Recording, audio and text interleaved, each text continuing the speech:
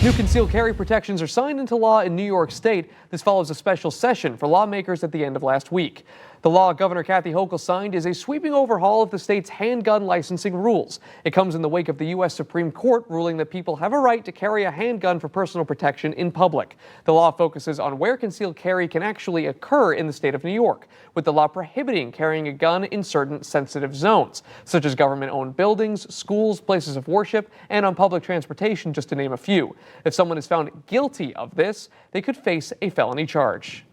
The Supreme Court's decisions were certainly setbacks, but we view them as only temporary setbacks because I refuse, as I've said from day one, I refuse to surrender my right as governor to protect New Yorkers from gun violence or any other form of harm. We're not going backwards. They may think they can change our lives with the stroke of a pen, but we have pens too. Also included in this legislation, any private business that is okay with concealed carry must place signs in front of their business saying so.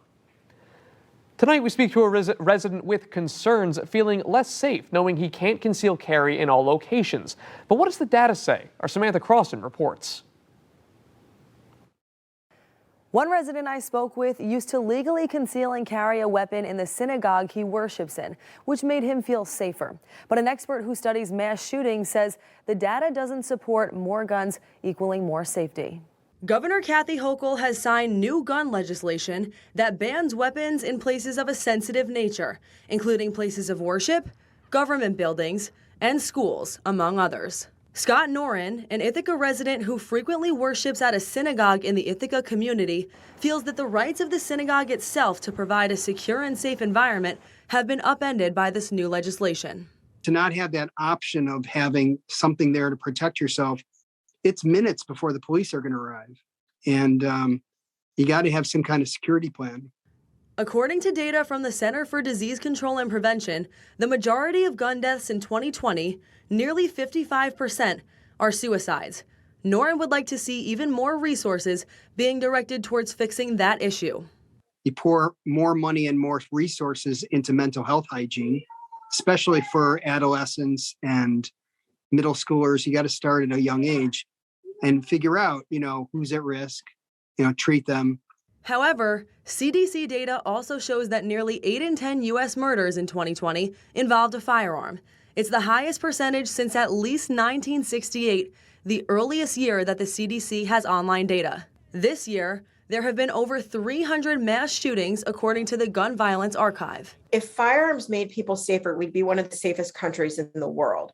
And the reality is that our data just don't show that. Jacqueline Schildkraut, an associate professor of criminal justice at SUNY Oswego, says that data shows the presence of guns doesn't make everyone feel safer. So it's very hard to make the argument that having more guns in a mass shooting would make the event not happen or come to an end more quickly.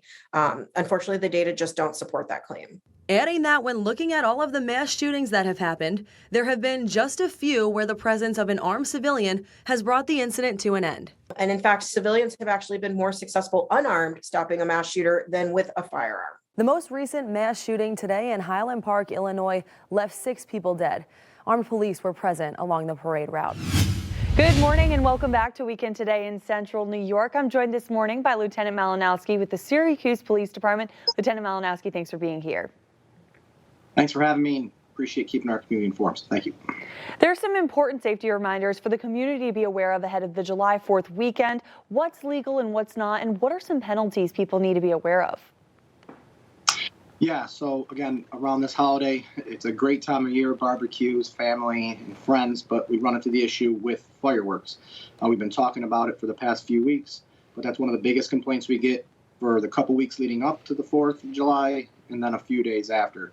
So with fireworks, and I hate to be the bearer of bad news, but anything that goes up into the sky and explodes is probably going to be illegal. Anything that you don't legally purchase here in New York State is going to be illegal to set off. We see a lot of people go down to different states and bring fireworks back up. Again, I don't want to ruin anyone's holiday. Being a realist, I understand people might fire these things off. It is technically a violation if you possess an illegal firework. If you decide to sell illegal fireworks, it goes up to a misdemeanor and like that. One of the most important things, though, again, I'm going to be realistic. We advise you not to shoot them off, but if you do, understand you have to put safety paramount. We've seen a lot of cases where houses have caught on fire, people have been struck by fireworks, and people have been seriously injured. And the one thing to know is you're responsible for where that firework goes. So if that firework gets set off and sets a house on fire, that's going to be on you, or if someone gets hurt. So just be mindful of that, and everyone be safe and have a happy holiday. Definitely important that people be mindful this holiday. And we have done some reports this week on the Orbeez challenge that has been going around. For those who are unfamiliar, would you quickly touch on what that challenge is and what SPD is doing to crack down on it? Yeah, so this has really taken off. We've gotten a lot of calls about this in our community. I can imagine the same in surrounding areas. I'll ask you a quick question, and I'll hold up an example of one. Would you say that this is a real gun or a fake gun? I really wouldn't know. It doesn't look like it would shoot Orbeez, that's for sure. Yeah, so this is what we're talking about. And a lot of times we're talking about toys, but even though these gel guns are not supposed to hurt people, we've gotten cases of that. A lot of people are like, these are just kids playing with toys, which we would advocate for children having fun with toys. The problem is that now we have people driving around the city, shooting at innocent victims, hitting their cars, shooting them at animals. That's not what these guns are designed for. And we'd ask people to please avoid doing that and do this in a safe manner. And I always like to bring this up.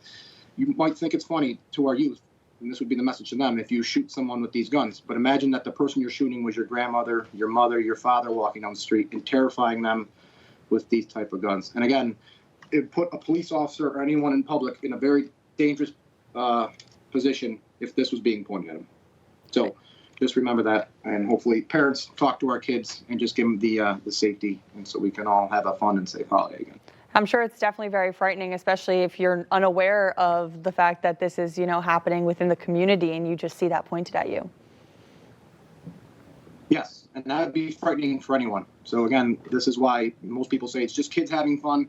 But again, when your toy starts to victimize other people, it's no longer a toy.